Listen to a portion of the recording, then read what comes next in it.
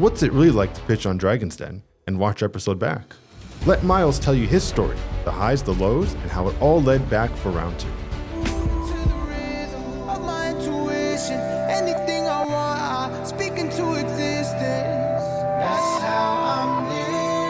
Okay. Welcome to episode 3 of Finding Rhythm. Thank you to all, 9 people that watched episode 1 and 2. I promise we will get better in time, but we're excited to keep it going. And in this episode, we're going to dive into the first time I pitched on Dragon's Den. So Miles, your first time on Dragon's Den, what was going through your mind when you first applied? I remember my uncle came to me and he's like, I think that we should go on Dragon's Den. And it was exciting too. This was it was season 6 of that series. So it was fairly new. I know that my dad was obsessed with Dragon's Den. So just the idea of maybe going on the show was exciting. So it was an automatic, yes, let's do this. What were you guys pitching at the time? So this was for the original hockey lace belt, which we touched on a little bit in the second episode. Partnered with my uncle. He was obviously the leader of this. And after securing the manufacturing partner and started selling in stores, I guess a good way to get some more exposure would be to go pitch on a television show. So that's what we were going to go pitch. And you were partnered with your uncle at the time. What was your role in the whole process? My role was along for the ride, really. Like idea and then sample maker, master on the sewing machine, and just make really good samples and just be along for the ride. All right. Let's get into the actual stuff here. So tell us about the day you went up to Barrie for the audition. What was that atmosphere and experience like? Yeah, so obviously we have no idea what we're going into. No one has had this experience before. So it was at a hotel in Barrie, like in one of those conference rooms. Went there pretty early in the morning and we waited around the whole day. And then you finally, I think we were standing, like had a little table. This is a long time ago now. So I think we were standing at a table and we waited for the producers to come to our table. And then you kind of give your quick story like, hey, this is who we are. This is what the product is, yada, yada, yada. Good Canadian story. And then they're like, okay, thanks. And then you leave. And then it's a couple weeks later when they tell you, hey, congratulations, you're moving on to the next round, which the next round is go to CBC in Toronto and go pitch in the Den. And what was your reaction like when you made it to that next round, that phone call? Yeah, excitement and nerves. It's like, okay, you thought it was, you think through of it being a good episode idea and good story behind it. And then the realization of like, oh, you're going to go pitch. Also, though, a lot of people go down and pitch and don't end up on the television show either. So, you're on to the next step, but you don't really know what's after that too, because you have no idea what's going to happen when you go into the Den. So from the Dragon's Den audition to the actual pitch itself, what was that process in between was like? Did you need models? What did you need for that pitch? Yeah. So going up to pitch the first, just to the producers in the conference room, there was nothing really. It was just me, my uncle, and my cousins, I believe. And then when we made it to the next round, my uncle was like, oh, I think that we should have some female models in there too. So I asked my friend Tia and Elisa at that time if they wanted to come on Dragon's Den, which, side note, Elisa ends up being my longtime girlfriend and now wife and now mother to my first kid. At that time, we were just getting to know each other, and, what better way to try to, wheel a girl is ask her to come be on a television show.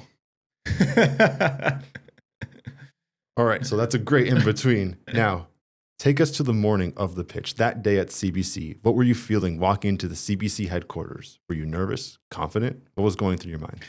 Yeah, honestly, I don't really have feeling or remember a feeling of this time because, like I said, my uncle was leading the charge here. So it wasn't like anything was on my shoulders to go in and deliver.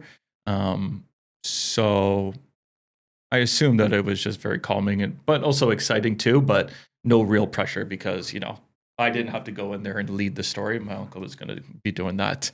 Now, you have to be prepared if someone's going to ask you a question and, it's going to end up on television potentially. So I'm sure it was a mixture of excitement, nerves, but definitely excitement was the overall. And how did the pitch go? Pitch went great. It's a good Canadian story, hockey product. Got manufactured in Toronto too, in Canada, and already had sales behind it. And for the last probably 15 months leading up to that. So, and the ask wasn't that big. When we were in there too, there was like some negotiation in between the Sharks. Kevin O'Leary offered like a royalty deal, and then we ended up going with Arlene, Bruce Croxon, and Jim, the three of them, over a deal with Kevin O'Leary. But yeah, it was good. It was lots of back and forth, and you knew things were going well while you were in there. Now, was there anything unexpected that happened during the pitch inside the den? Inside the den, no. Well, obviously there wasn't any expectations really, but I guess having two competing offers was kind of the most unexpected. And I remember back then on that show, if you were going to negotiate, you would go into like another room, a smaller room, and like talk in between each other of like, hey, what deal should we take? So I remember going to do that too. And but Jim Treliving was the goal for this one because of his ties to hockey and the CHL. So once we knew a deal with him on the table was there, we knew where we were going to go. So what were the Dragons' reactions like, and how did that negotiation play out? What was it like? The reaction was good job. Lots of people have an idea and then just let it sit by an idea, but idea met with action and making an actual product and actually getting sales is, more than what most people do, especially for those Dragons, seeing a lot of people, lots of entrepreneurs coming in. Also, this is in 2011, I think it is. Like I said, it's only season 6 of Dragon's Den. I think they're on season 20 now. So, the entrepreneurship culture wasn't as high as it is now. So when you got that deal, what was going through your mind? Excitement. I'll never forget. Get the deal, shake hands, we're walking off, and the producer comes to us and says, "Oh, your life has changed forever." And I'm 18 years old at that time. And it's like, oh my God, my life has changed. I'm going to be rich. And when filming was all done, the episode would air on TV for the holiday special, of course, that year. And where were you when that airing happened? Who were you with? Yeah, so we film in April or May. And so did that, then did the summer. And then I went to Kingston, St. Lawrence College to learn business, which I referred to on another episode, go there and learn business. And it aired that December, the early December. So I was in Kingston at St. Lawrence College. I was at a buddy's house, super exciting, all the anticipation leading into the episode airing. And I was with a couple friends, watch it. It's amazing. It's like, wow, congratulations. Except the way that they edited the episode, I didn't say one single word on the episode. They just panned to me looking like a young little idiot. And what was your reaction like when you realized that they didn't air a single word from you? It's funny. My reaction as soon as the episode was over was, I'm going back on that show. I felt it like in my gut, like I am going back on that show solo. It's going to be a great return.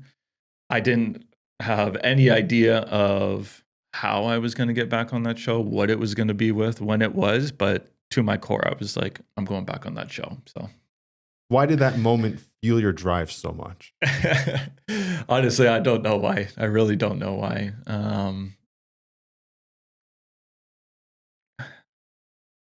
It was just a feeling. It was just a feeling.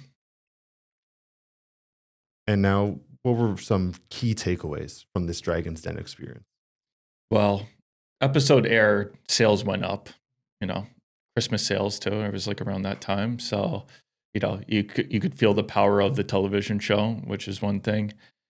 Another was you can just do shit, My uncle's like, we're gonna go pitch on Dragon's Den. Go audition, go apply, audition, go to the den, all the way through, and then in a year's time, now you're actually on the show, and it's something that we got to carry along with pride for a long time. Like, oh yeah, you were on Dragon's Den. It's like it was a very prideful thing to have. And it seemed like you wanted to go back, but it seemed like that might have been the end, right? Yeah, well, there definitely wasn't. I definitely didn't have next thing up at that time.